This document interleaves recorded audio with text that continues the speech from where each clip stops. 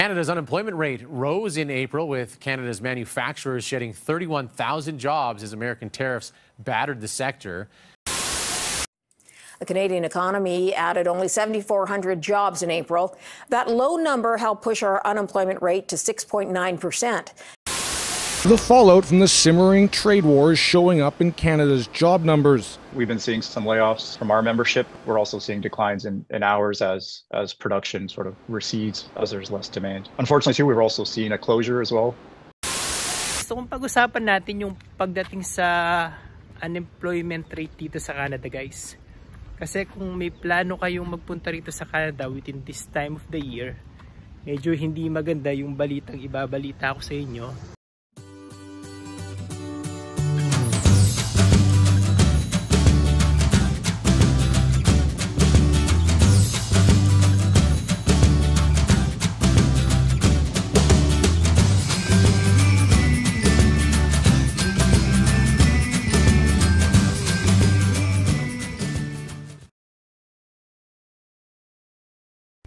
Hello guys! Welcome to my channel!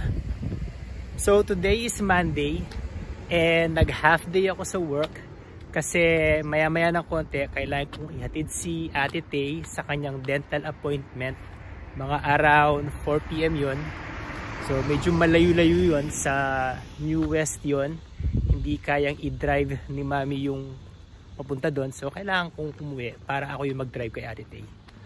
And since maganda yung panahon at marami tayong oras, gawa tayo ng vlog. Gusto kong pag-usapan natin yung pagdating sa unemployment rate dito sa Canada, guys. Kasi kung may plano kayong magpunta rito sa Canada within this time of the year, medyo hindi maganda yung balitang ibabalita ko sa inyo. Kasi tumaas yung unemployment rate dito sa Canada. From 6.7% naging 6.9% na yung unemployment rate dito sa Canada. And kung titignan natin yung chart na ito, tignan nyo, makikita natin na among the 10 provinces dito sa Canada, tanging Manitoba at Saskatchewan lang ang below 6% yung unemployment rate. Ngayon, in contrast naman ito sa economy ng Amerika, sa among the states sa Amerika, ang California at Nevada lang ang may unemployment rate na nasa 5%. Sa California 5.1%, tapos sa Nevada 5.4%. Ito kasing unemployment rate, magandang indicator ito ng economy ng isang bansa. Kapag mataas ang employment rate at mababa ang unemployment rate, ibig sabihin maganda yung economy ng bansa. Ngayon, kung mababa naman ang employment rate at the same time mataas ang unemployment rate, ibig sabihin naman ito hindi ganoon kaganda yung economy ng isang bansa. So kung ikukumpara natin yung Canada sa Amerika in terms of unemployment rate, medyo hindi maganda yung economy ng Canada kung ikukumpara natin sa Amerika nga. Tapos on top of that, sabi naman ni Prime Minister of Canada na si Mark Carney, by the year 2028 daw, ika-cap niya yung immigration sa Canada ng 5%. Parang kung titingnan natin, parang napakakonti na, di ba? Parang nilimitahan ng immigration sa Canada. Pero kung i-convert natin yung percentage na yun into real values, alam nyo ba kung ilan ang 5% na yan? As of now, ang total population ng Canada is nasa 40 million. And ang 5% ng 40 million is what? 2 million. So marami pa rin ang mga immigrants na papapasukin ng Canada by year 2028. 2 million, masyado mataas pa rin yun, di ba? So gawa lang tayo ng conclusion, guys. Anong masabi natin?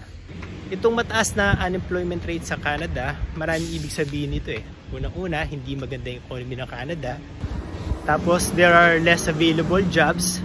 So, ibig sabihin, magkakaroon ng mataas na job competition, which means maraming mga hindi pinalad na makakuha ng kanilang nais na trabaho ang kukuha ng mga odd jobs o yung mga trabahong hindi nababagay sa kanilang profession. Tapos salary becomes less competitive. Kasi hindi ka makakapag-demand ng salary mo sa company mo na ina-applyan mo kasi pwede nilang i-pass yung dinidemand mo at lilipat sila sa susunod na prospect nila. May kwento ako sa inyo guys regarding dito eh. Alam nyo ba na sa isang company ko dati nung nag-apply ako, yung binigay nilang offer, medyo mababa siya ng konti doon sa ini-expect ko. Pero hindi na ako makapag-demand kasi ang sabi sa akin ng HR nun, if you pass this offer, we are going to go to the next prospect. So, nanghinayang naman ako kasi kahit paano maganda naman yung binibigay na offer. So, kinagat ko na kahit hindi yung ini-expect ko. So, in that sense, parang ganito rin yung mangyayari kapag masyadong mataas yung unemployment rate dito sa Canada eh.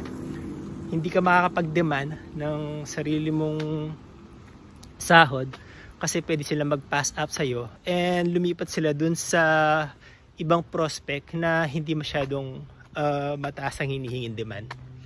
Tapos ang isa pang epekto ng mataas na unemployment rate is syempre yung naghahanap ng trabaho, magkakaroon ng depression yan kasi hindi niya makuha-kuha yung trabaho ninanais niya.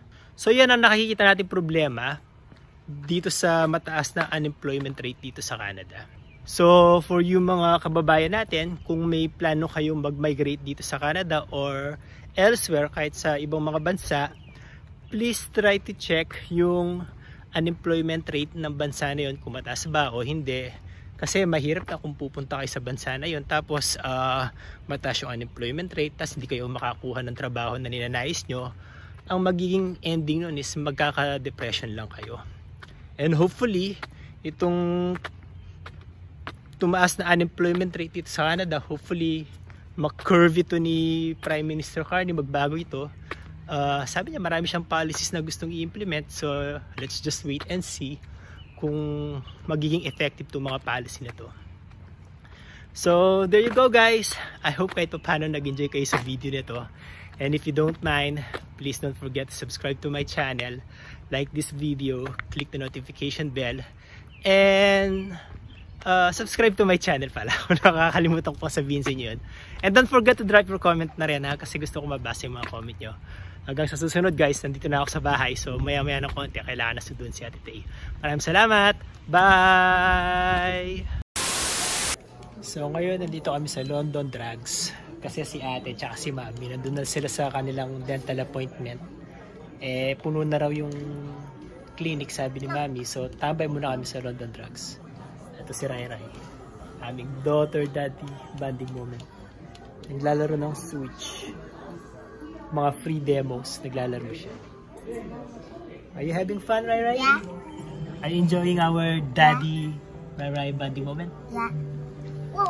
So, 2 hours si Tay dun sa clinic eh. So, hindi ko lang kung anong ginagawa sa kanya. So, maghihintay muna kami dito habang hinihintay namin na matapos yung appointment niya ron. So, ayos diba? Papalipas na kami ng oras. At the same time, nakakapaglaro pa na dito ng bebe namin. Ayan, no?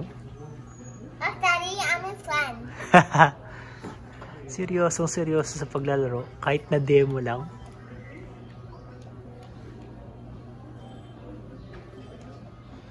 A few moments later. So ate, how was the appointment? Oh my gosh, so expensive. Ha?